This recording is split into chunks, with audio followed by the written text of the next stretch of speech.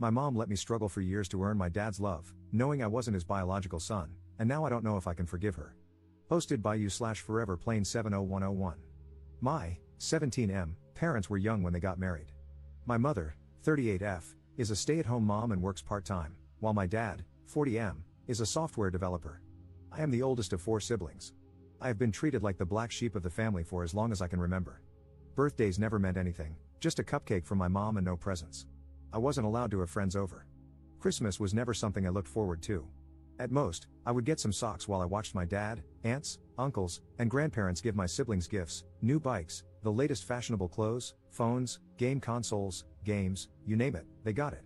The same went for their birthdays, big parties where their friends and family would show up and shower them with gifts. I was never allowed on family trips or vacations. I was left behind to stay with my grandparents, who were strict about everything I did. Sometimes, they would even call someone else to pick me up when I was supposed to stay with them. My mom got a part-time job when I was 13, and sometimes she would ask if we could just spend the day together while my dad and siblings were out, even if it was just to get ice cream. When I was home, I mostly stayed in my room and studied. It didn't matter how well I did in school or sports, my dad showed no interest. I was able to earn some money by tutoring, and I eventually managed to get a part-time job at a food court and a grocery store, which meant I spent less time at home.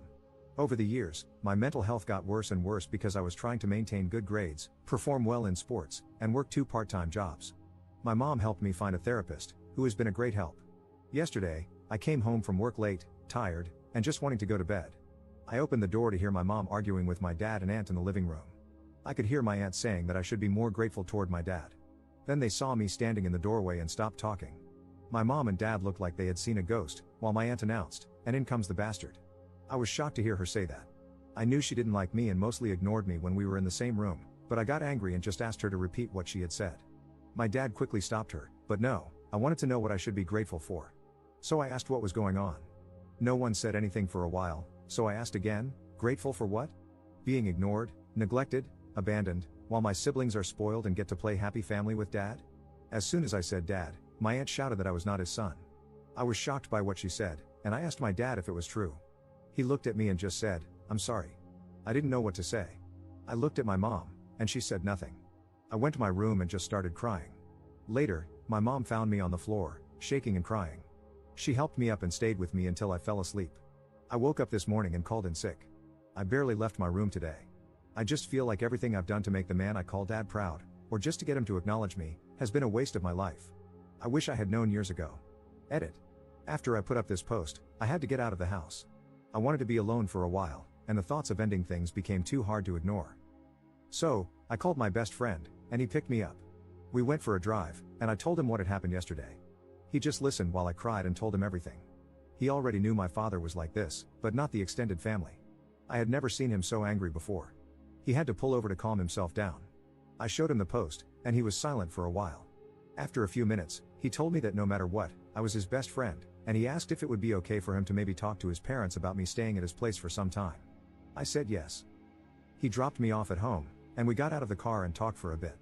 Before he left, he gave me a hug and said that whenever I felt alone, I should give him a call. When I entered the house, I ignored everyone. First, I would like to thank everyone for your comments. Though I have not responded, I have read through all of them. They have not only been helpful in helping me see things differently, but they have also encouraged me to stay strong until I can move out. You are right, this man is not my dad or father, and I will no longer see him as such. I will try to get some answers about why I am being abused, why no one told me anything all these years, and most importantly, who my real biological father is. Is he alive? Does he know I exist? To clarify one thing, I have no idea who anyone on my mother's side of the family is, and therefore, there is no contact with them.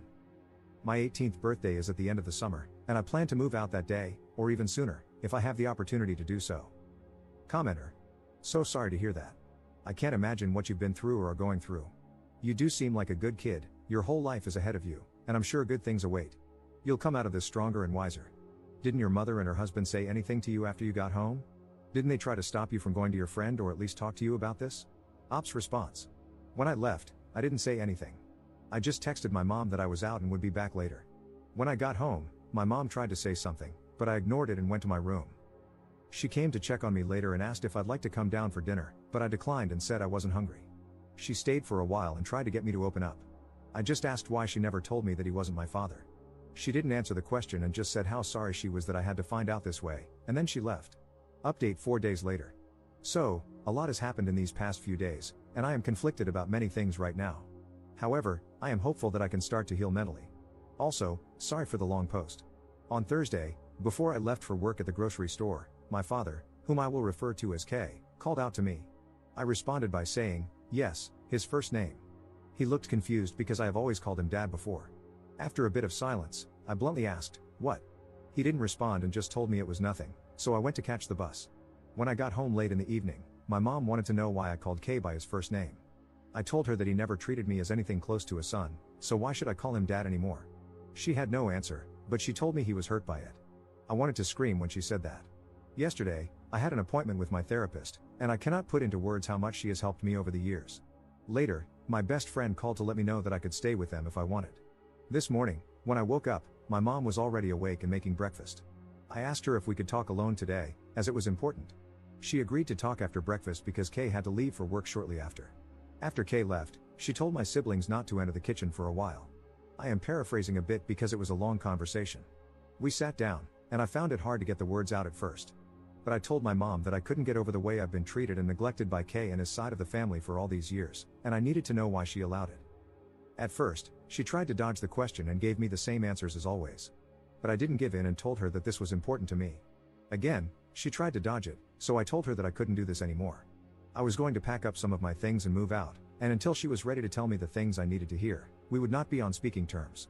She started to tear up and just kept saying, "I'm so sorry," over and over.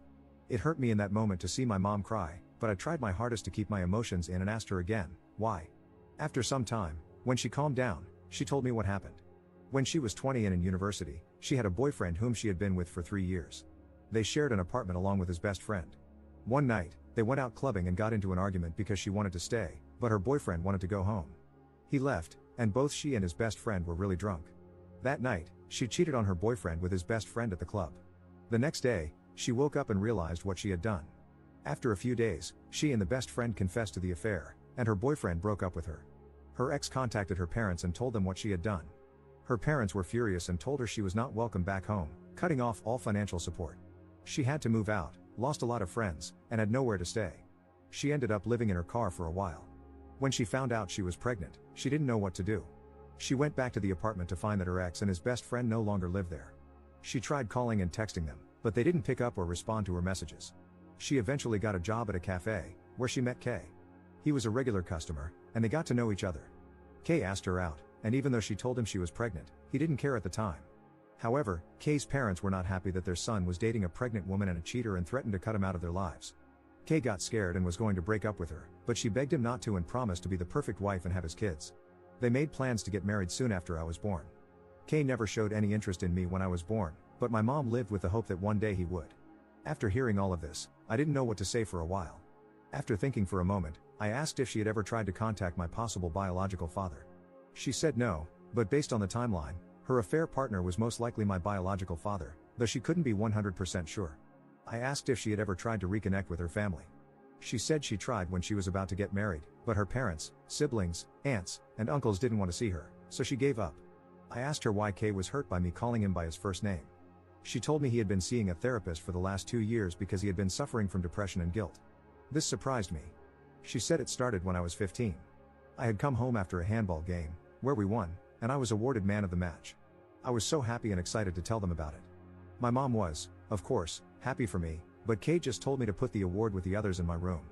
I started crying in front of him and asked why he hated me.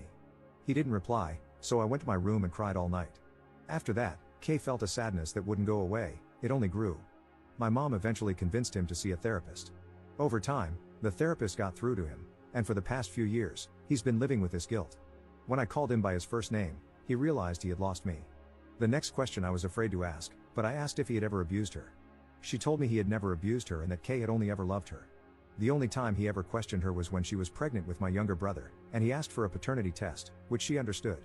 When it came back positive, he apologized and never questioned her again.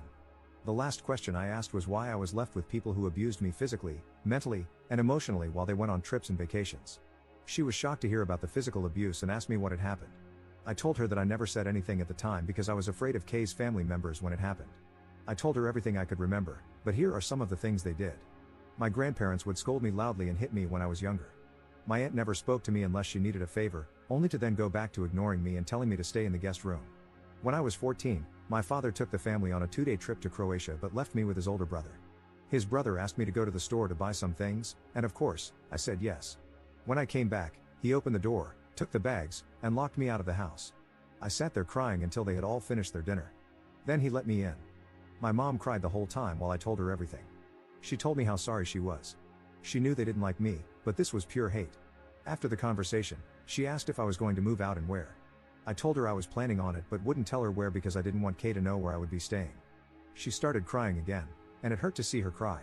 The conversation was long and lasted several hours, but these are just the main points. After that, I went to my room to clear my head and think. About an hour later, someone knocked on my door, and I told them to come in. It was Kay. He asked if he could enter, and I said yes. It was the first time I could remember him ever entering my bedroom.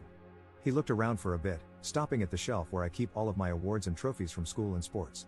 He looked both surprised and sad when he saw the medals from when I did track and field and played football. He stopped when he saw the small man of the match award and picked it up. He held it for a while and started to tear up. Then, he put it back and sat down on the bed. Neither of us said anything for a while. I asked if Mom had told him what we talked about. He was still tearing up and slightly nodded his head. I asked him if he was aware of how I see him. He nodded again and whispered, yes. I asked, so you know the extent of what your parents and siblings put me through? He looked me in the eyes and asked if it was true.